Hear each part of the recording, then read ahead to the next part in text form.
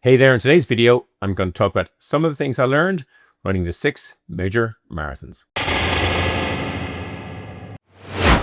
I'm making this video because I ran 17 marathons in the last 5 years. I've been lucky. Nothing has gone seriously wrong. I learned a lot of things along the way that helped me. No doubt you have learned a whole load of things also, and pop them into comments and hopefully they'll help some other people. As always, this video might be long. The chapter mark is down below, so you can skip on through to the bits you might be interested in. Let's get going. The first thing I learned about trying to run the 6 major marathons is it's hard to just run 6. It's hard to get into the lottery and you might be running along in the meantime. It's hard to qualify for Boston for a lot of people, including me. I ended up running 16 marathons before running my 6th major. More marathons is more miles, more cost, more shoes, more hotel nights, and unfortunately, more injuries. You will get injured. Sorry to be the bearer of bad news. I'll make a separate video about how I try and reduce the risk of injury, but get a good physio, get a good doctor, and in my experience, taking their advice has really paid off. You have to learn what is a serious injury and what is a niggle, one that you can run with or through. And it's just the way of things. Niggles will increase as race day dawns. You'll have all sorts of phantom and real niggles because of increased training load. But yeah, separating the wheat from the chaff in terms of injuries is a really important thing to try and do. There will be good days and there'll be bad days. Ups and downs are not just on the hills. Some days you're the pigeon, and yep, some days you're the statue. You will get knocked down, you will get back up again. When I get injured, I take to either swimming or the stationary bike. I love the stationary bike. There's no load on my knees. And of course, I can watch YouTube videos as I'm spinning along. All of those kinds of things are great even when you're not injured, but particularly when I'm injured, I take to the swimming and I take to the stationary bike. I don't naturally do strength training. It's not what I like to do. I like to run and I like to read. And in between that, there's not much room, but I have started strength training classes. I do believe in them. It's just, I need the training. I need to go to strength training. I can't just do it on my own, but whatever works for you. There's a lot of practicing involved. You need to practice eating. You need to practice drinking. And yep, you need to practice pooping. Perfect practice makes perfect. Try everything in training and in shorter races. All the eating, all the drinking, all the pooping. Find out what works before marathon day. Training volume does matter. Longer runs pay off in the longer run. I hate them. I hate those sort of 30-kilometer runs. I get really bored. There are no crowds. There's no medal. There's no buzz. What I try and do is I enter a lot of races, lots of half marathons to get a sort of into race mind and all the joy of waking up to that smell of wintergreen in the morning and all that kind of stuff. But it also gets rid of some of the boredom and yeah, can get a medal at the end. A marathon is more than the sum of 2 half marathons. There's an entirely different level of complexity, at least for me. There's an energy management issue you've got to do. You've got to take on energy. You won't have enough inside in yourself to run a good marathon. You need to take on waste management. You need to plan all that. It's totally different. I can run a half marathon with no water and no gels. I ran 28K the other day. It's not a problem. I can race a half marathon with a few gels and mineral water, but I can't do that with a marathon. I have to take on energy. I have to take on fluids, and I have to have a plan for not expelling them. Picking the race is really important, and picking a race to match your objectives. If you want to Boston qualify, we need to pick a fast, flat course or a downhill course. I Boston qualified in Rotterdam, a great marathon. It happened that I was running it slightly randomly. I was going to be in Antwerp, and it's not far, but it was a great course for my objectives. Likewise, if I wanted to qualify for Boston again, I'd try Valencia, but there's lots of other marathons in other parts of the world, but pick the course to match your objectives. It's important for me to study the course well in advance. I look at the course map. and try and figure it all out. Regularly, I will plot it on Map My Run or something similar myself, so I can see the maximum, minimum heights, all those kinds of things, where the hills are in meters. Lots of people will be using imperial, lots of people will be using metric. I put it into the system that I know best. I always I run better if I know the course. One way I do it, as you'll have seen if you watch these videos, I drive it. You might cycle it. You might run it if you've got that opportunity to try and run it. But certainly I will try and visit it. I will always, if I can't drive it because roads are often closed, I'll use Google Street Maps, and I'll just press and press and press till I've done the 42.2 kilometers. I always pick targets before a race and I vary them. First of all, there's to finish. That's the first thing I want to do. You might want to run sub 2. Good luck. You might want to run sub 3. You might want to run sub 4.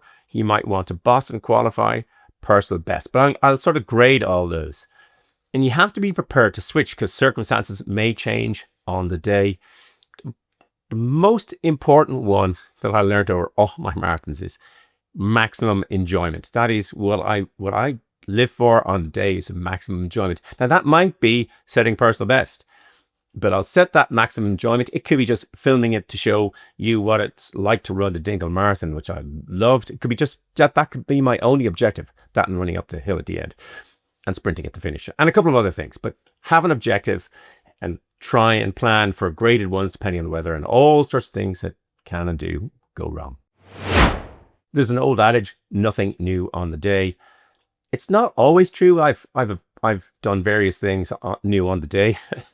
I've run in socks I just bought. I did that in Zurich because I like these on-running socks I bought in Zurich. I ran those. I've run in them every marathon since. I've tried shorts. I didn't like the shorts on the day because I decided to do something completely different. And I changed shorts on the day that I hadn't run a long distance in, and I was fine in. But I have experience of all the kit in advance. The one thing I wouldn't try new is food, different types of hydration, different types of gels. Try those in advance. In Japan, for instance, they give out Pocari Sweat. I'd never had Pocari Sweat beforehand. Turns out I love it.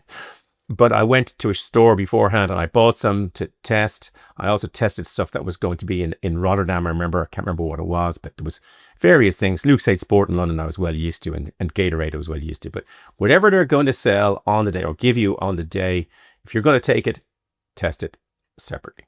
In terms at least of what you're going to consume. Wearing, you'll have a bit of experience from all your training. The weather is really critical. Heat will affect your performance.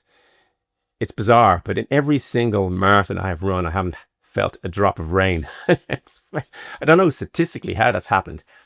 I run better when it's overcast. I also run better if there's light rain or it's cold.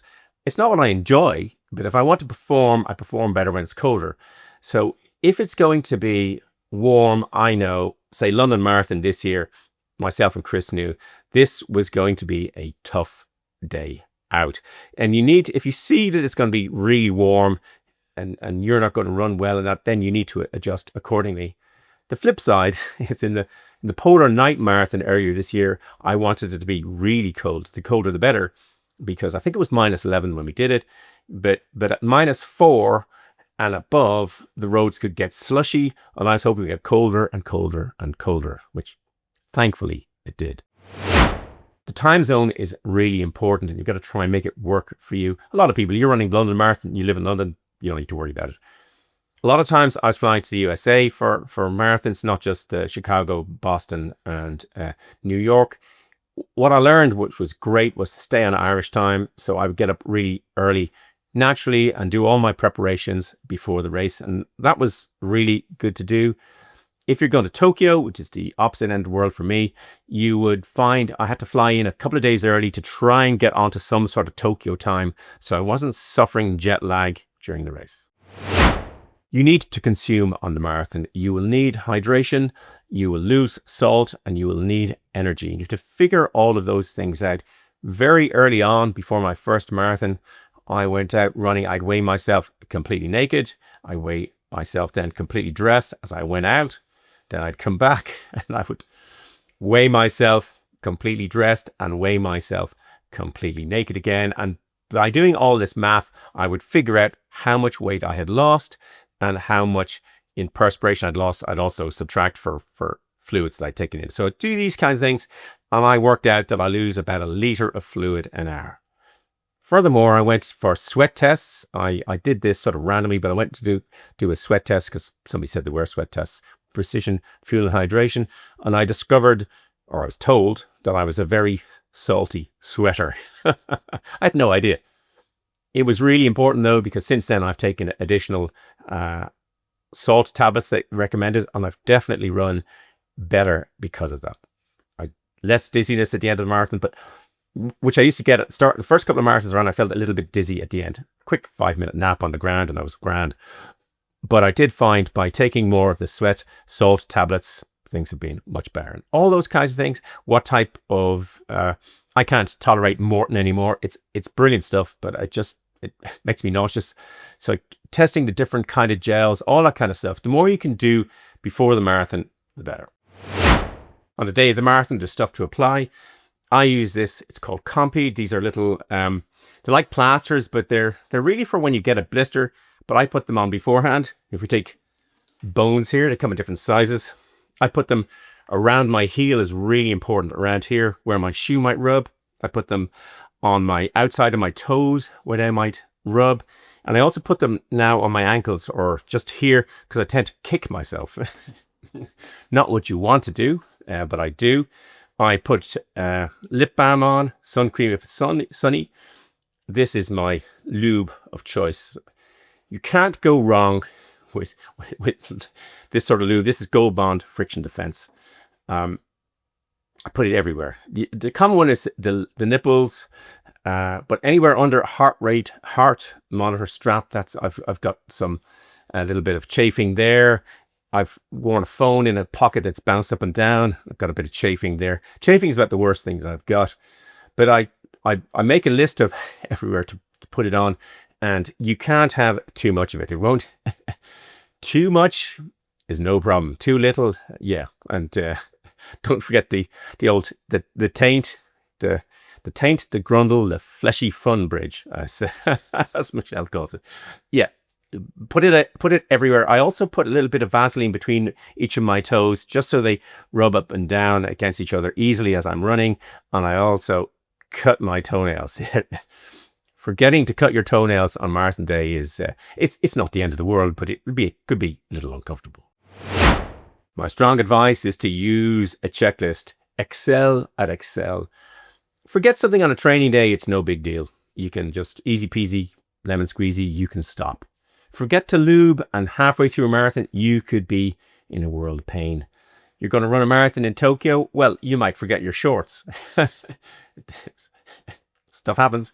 You might bring the wrong shorts. All of these kinds of things. I'm carrying a lot of filming equipment. I'm carrying a lot of other kind of things. This is a very good book checklist by Atul Gawande. Thanks for the tip, Raj Kumar. It's a really good book, but yeah, I have checklists for all sorts of stuff. And even then, I've forgotten stuff that I really did need. And if you are in Tokyo and you want to buy your particular type of shorts and you don't know Tokyo very well, that could be tricky. Yeah. Check and check again. Figure out how you're going to get to the marathon, because you may figure out how to get there, but figure out how to get there when the tube or the trains or the buses or whatever are really busy with other marathon runners. Figure that out in advance. You won't be the only one running your marathon. In the London Marathon, I got there super early. I think I got to the start area about 7 and then got into the pen. I think they opened at 7:30 and I was the first one in. Now the advantage of being the first one in is all the toilets are super clean. That's really important as you run. If you're running the marathon, luckily I've never needed to stop and go in a marathon, but if you do and you are in a cubicle environment, unless you're at the pointy end of the race, they probably won't be looking to spick and span. I recommend bringing some dude wipes there. I've never actually used these. I got this in Chicago. I bought loads of them. I bring them. I've never actually needed to use one, thankfully. But yeah, planning all that kind of stuff is really useful. In the New York Marathon, I remember getting off and it may be my age, it may be my nature, but I got off and all I could see was huge long queues for toilets. bit. I wandered around a bit, and in New York, if you go in the back end of Staten Island, there was so many of them with no queues whatsoever. Chicago drove me mad. I was endless queues in Chicago. I couldn't find my way around that but I'm told by the race director that they now have lots of toilets and they have balloons that go up in the air to show you where they are. So yeah, knowing all that kind of stuff can put your mind at ease before a marathon. In lots of the European ones, in Berlin in particular, they'll have lots of those sort of male urinals. They're all clubbed together out just in the pen.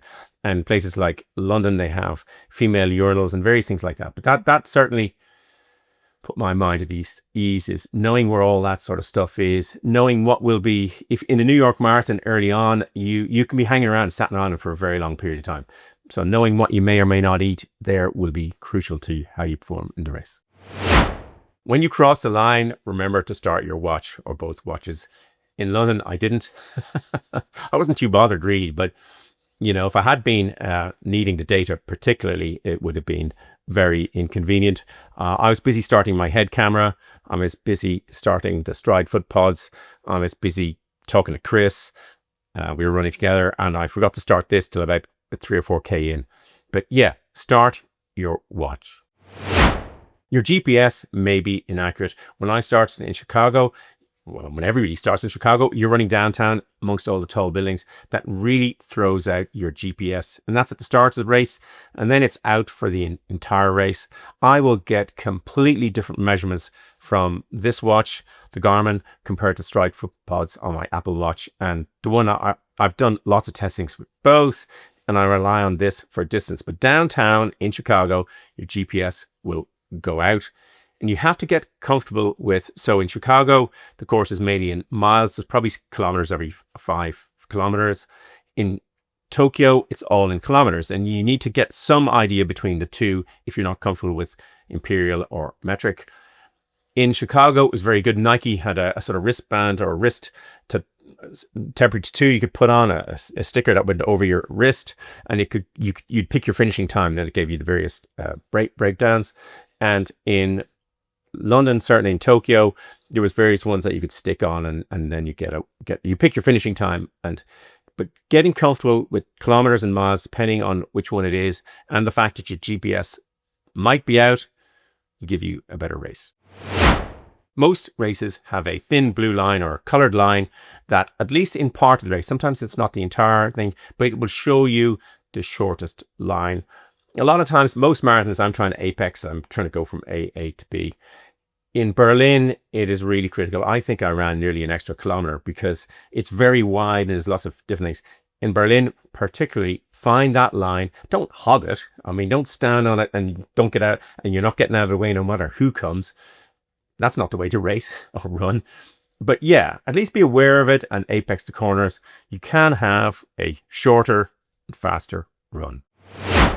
Starting slow often means finishing fast. In the first number of races I did, particularly before I qualified for Boston, I would analyze every kilometer. I'd put it in a chart, every kilometer, all 42, and see which was the fastest. And I discovered that in the races where I finished really poorly, the faster ones were at the start, and the races where I finished really well, they were at the end. You know, what was the fastest 40th kilometer? What was the fastest first kilometer? And it was very clear to me. It's all very well clear to you, but actually doing it, what I tried to do, and only managed to do once, but I tried to, what I call metronome home, go at a really good pace all the way through. My best race in Rotterdam, where I Boston qualified, I was a couple of seconds off each kilometer.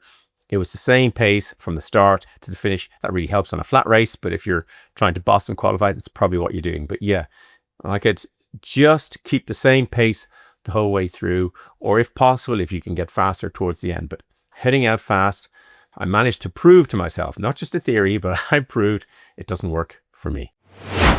The 10-10-10 rule is kind of handy.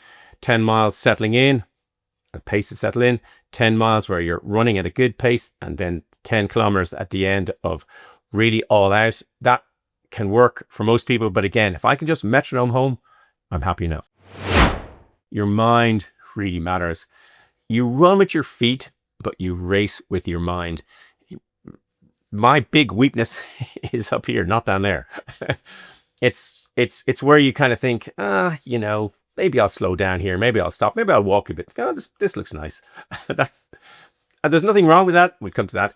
But yeah, you race with your mind. You have to stay mentally on it the entire journey. That's hard to do because you've got to concentrate for 3 to 4 hours. Yeah, that is, you race with your mind. We all think about our feet, but it's up here, at least for me, that the real weakness lies. You don't have to hit the wall. It does exist. I've never hit the wall. I put that down to 2 reasons. One is preparation. That is really important. The second one is innate laziness. I'll slow down. I mean, you really do have to manage your energy. And if you go faster than the energy you've got, you will come to a grinding halt. No matter how well you manage it. For me, it's kind of like you're looking at your watch and you're going at the pace you want to go. And then you're going at the pace you want to go. And then with exactly the same effort, you're going slower. And then you look again and you're going slower. And it's like as if there's a slow rising hill. That's what it's like for me. But you don't have to hit the wall if you can manage your inputs and outputs. It takes a bit of time. It can take a lot of preparation. But yeah, you don't have to fall over in a dizzy heap. And you do see people who do fall over in a dizzy. It is real. But most people don't. Most people you see in a marathon, yeah, they're tired, they're exhausted, they really want it to end, but they haven't hit a wall. This might be controversial, but I think it's okay to walk during a marathon. Haruki Murakami wrote this brilliant book. What I talk about when I talk about running, I've read this several times. I have several copies of it, and he talks about his tombstone. It'll say Haruki Murakami, 1949 to 20 whatever, writer and runner, at least he never walked. That's his big mantra, that at least he never walked. That won't be my mantra because it won't be true, but mine would be, as it happens, he turned right on Hereford and left on Boylston. That would make me quite happy. That would be kind of what I would see as a big achievement. However, Rob Heffernan is an Irish Olympian. I think he's got bronze in one of the Olympics, but he's a walker. He walks 50 kilometers in 3 hours, 37 and 54. Now that's 50 kilometers, a marathon's 42.2 or whatever. He can walk quicker than I can run. And if you watch people walking, you're in a marathon and it's towards the end, and sometimes you're walking faster than someone else is running. You can, if you need to do. Shalane Flanagan is an amazing marathoner. She's a New York Marathon winner. She ran the London Marathon and she had to stop and walk. She just needed time to recover, and she makes no bones about it. She's an absolutely fantastic runner. And if it's good enough for her to walk in times, now there's lots of races I haven't and lots of marathons I haven't. And yeah, do I want to stop walk? I don't want to walk because ultimately once I start walking, I find it hard to get running again. But yeah, it's whatever gets you to the finish. When you run a marathon, you will see faster runners. Some who will be taller, shorter, heavier. They'll have a terrible running gait. They won't look like they're going fast, and yet they're ahead of you and going into the distance. They'll look like they're in pain and misery. And you'll see slower runners who look exactly the same. And you'll look at runners and they look like herds of wildebeest sweeping majestically across the plain. And you'll see those, they're beautiful to watch. And some of those are slower than you are. Everybody's different, and you're going to pass people by and you might feel really happy that you're passing by, and then a bit later on, guess what? They're going to be passing you by. And that's quite normal. I mean, I find the most enjoyment I can have in a marathon is comparing myself to myself and nobody else. You will get slower as you get older. All you can do is slow down the rate of decline. But that can be fun, the challenge of trying to do that, particularly over 40, and certainly I certainly know I'm slowing down. But age racing can be great fun. Can I go relatively quicker? Can I perform better at 65 relatively to when I was 60 to when I was 35? Can I perform better in different races at different ages? And can I watch all that? And all of that can be great fun. And if you are trying to do something like Boston Qualifier or one of these kinds of things, you can kind of pick an age group. So I deliberately targeted Rotterdam because I knew I was turning 60, I was going to be near Rotterdam. Turning 60, I'll have a go. I'll have a real go, which I succeeded. And I'm going to have another real go when I turn 65. At least that's my current plan.